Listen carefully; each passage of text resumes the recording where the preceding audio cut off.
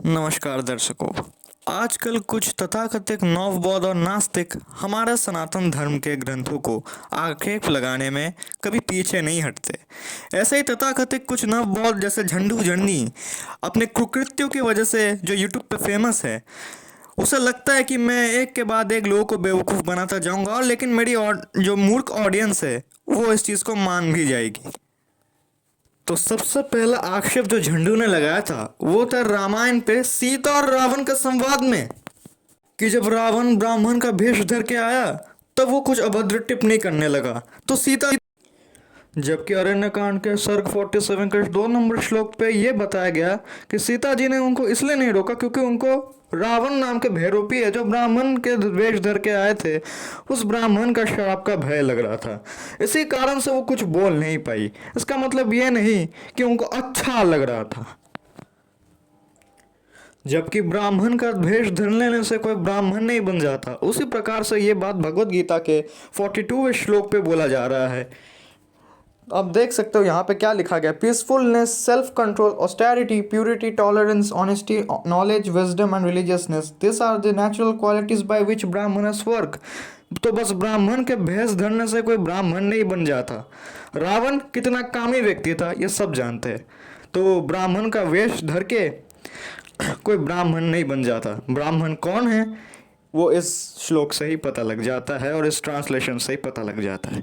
तो झंडू का ये क्लेम भी यहाँ पे खारिज हो जाता है।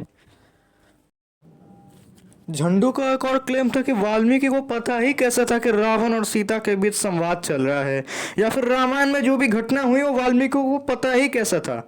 जबकि बालकांड के सर्ग नंबर 3 में श्लोक नंबर 6 में यही बताया जा रहा है कि वाल्मीकि जो है योग अवस्था में चले जाते हैं और उनके बाद उनको सारी की सारी घटनाएं पता चलती है।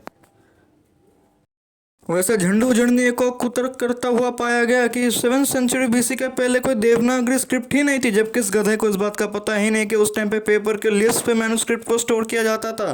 तो साइंस जर्नी झंडू का भी तो दिमाग का इस्तेमाल कर ले बेटे। वैसे झंडू से मेरा एक और सवाल जरूर रहेगा कि अगर रावण ब्राह्मण था तो राम ने तो उसका वध किया था, तो राम मनुवादी हुआ या उसका विरोधी? लेकिन ब्राह्मणों और सनातन धर्म के ग्रंथों पे अश्लीलता ढूंढने वाले तथाकथित नवबौद्ध कभी खुद के ग्रंथ उठा के पढ़ते ही नहीं है।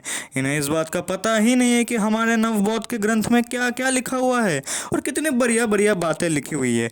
आइए चलिए देखते हैं कि इनके ग्रंथों में लिखा क्या है।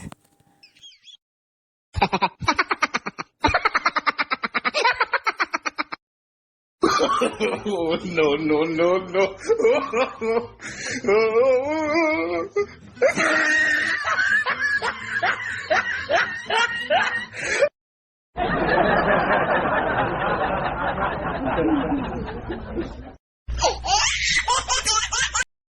तो मित्रों, इससे ज़्यादा अश्लीलता और मैं नहीं दिखा सकता। अभी जितना मेरे पास रेफरेंस था मैंने वही से दिखाया। इस वीडियो को बनाने के लिए राज डंगर जी और सनातन धर्म यात्रा तथा शाश्वत सनातन चैनल ने मेरी बहुत मदद की है। उनके चैनल को भी जाके सब्सक्राइब कीजिए और ऐसे सारे सनातनी यूट्यूबर्स को सपोर्ट कीजिए है।